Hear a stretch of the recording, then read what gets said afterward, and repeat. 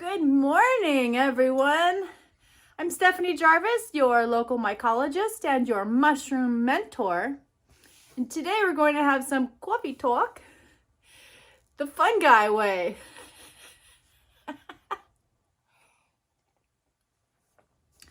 Today we're going to talk about mycorrhizal fungi. Some of our fans here at Pacific Truffle Growers and Napa Valley Fungi have reached out and asked me to do a video on mycorrhizal. So if you like our channel, please like, subscribe, ding the bell to get the whistles, and reach out to me if you would like a free 15-minute consultation on how mushrooms are going to change your life. All right, let's get into it.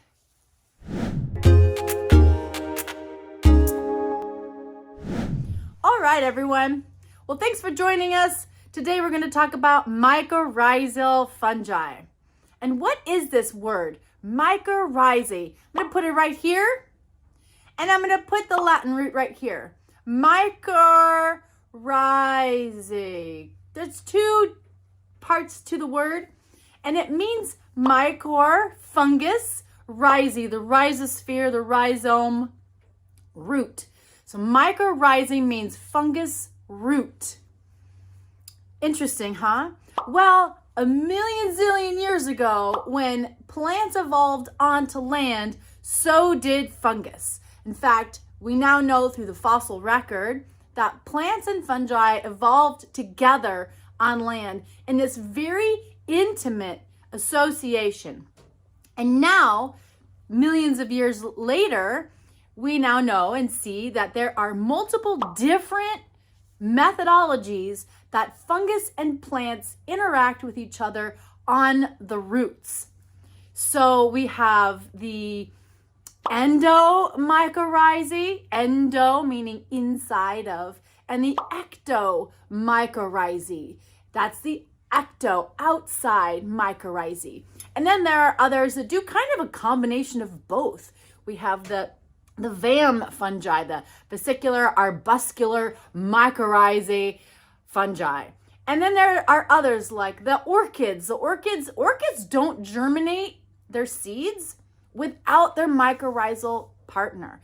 And most plants, I believe it's up to 95 or 98% of all plants on earth have some form of mycorrhizal partner that they are associated with. So why have a fungus on your root if you're a plant? Well, plants, I'm going to put a picture here of a pine tree with the root. And the roots of a tree or plant can only reach out so far. Where the canopy of the tree is and that drip zone is where the feeder roots are. And the roots don't extend much further out, except for oaks. There are a few, of course, caveats there where some roots do actually go further out into the soil. But fungi, the network of mycelium underground, is way more efficient at getting in between all the little particles of soil and covering just acres and acres and miles of acres of square miles and square acres of surface area under the ground. So where you have roots, all in between, you have the fungus, the mycelium, this just giant network. And we know with particular some species like Armillaria, their network of mycelium can go from like state to state, like Washington, Colorado, Oregon. Wait, does Colorado even touch Oregon? Idaho.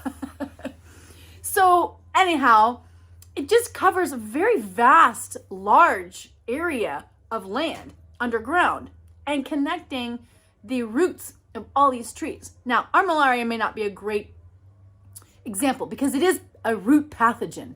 And so that goes to the question of, with mycorrhizae, is this a parasitic relationship or is this a beneficial relationship? Well, we do know, but we kind of don't know. So, for example, with truffle trees, like oaks and hazelnuts, we see that The hazelnuts, for example, when they have a high quantity of tuber melanosporum, for example, inhabiting the roots of this particular tree, the nuts of this particular tree do not actually produce good fruit nuts, like for making hazelnut products.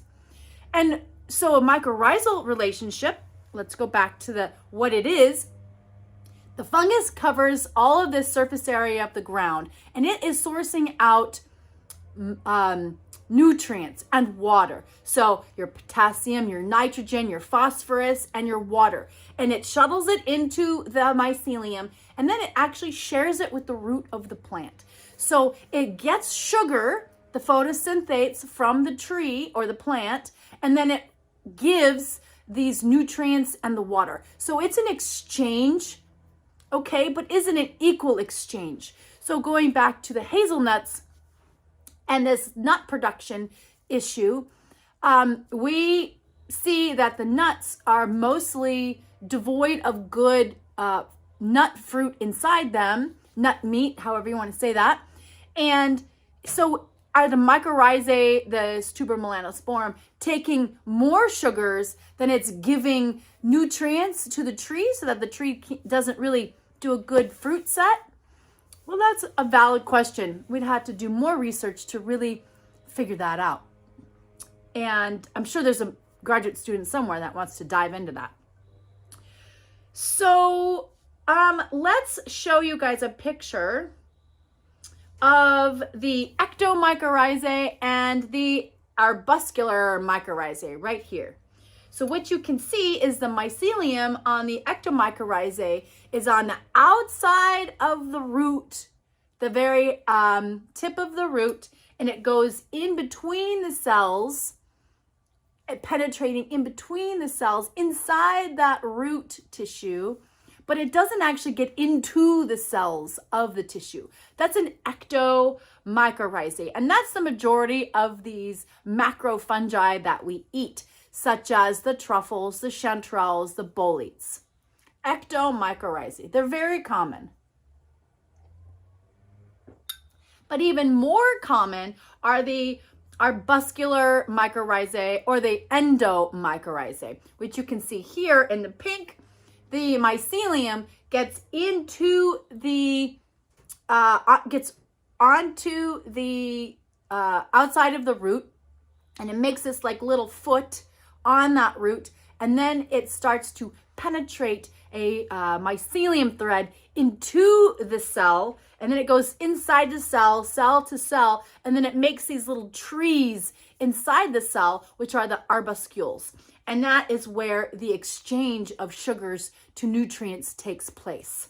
Rather than on the ectomycorrhizae, they make what's called a Hartig net, and it's kind of this net-like structure that goes on the outside of the roots. And what the Hartig net does is it stimulates the root to create lots of little root branches. So the divergence of that root goes crazy with lots of little branchlets that goes out, and then that fungus can create more and more surface area for it to do its exchange. I have that photo for you here. You can see the white on this rootlet. It's just crazy with branching, and it's covered in mycelium. Now here we have an image of scanning electron microscopy, which I did a lot in my thesis. I love scanning electron microscopy. It is so cool. You can take an object that is, you know, like my hair, for example, and you can just blow it up like literally like 35, 50,000 times its size and really get down to the nitty gritty of the tiniest details. So here we have what you're seeing is a Hartig net here on the outside of a root. And then these threads that you're seeing is mycelium. Mycelium covering the tips of the roots. Isn't that cool? And just crazy. And so what I see under the microscope when I'm looking at different types of fungi is these Hartig nets and the mycelium, the what's the word I'm looking for? I'll come up with it here in a second. I have some more coffee and might stimulate my brain to work. I need some lion's mane. So the branching off of the hardtignet and the mycelium coming off of there has different patterns and different characters. And I've talked about that in other videos. And you can also see me talk about that over on my other YouTube channel, Pacific Truffle Growers. And it's very, very identifying characters. For example, Tubermelanosporum truffle, when it comes off a root, it comes off with a big branch, and then it makes 90-degree turns. You have these branches with clear 90-degree turns.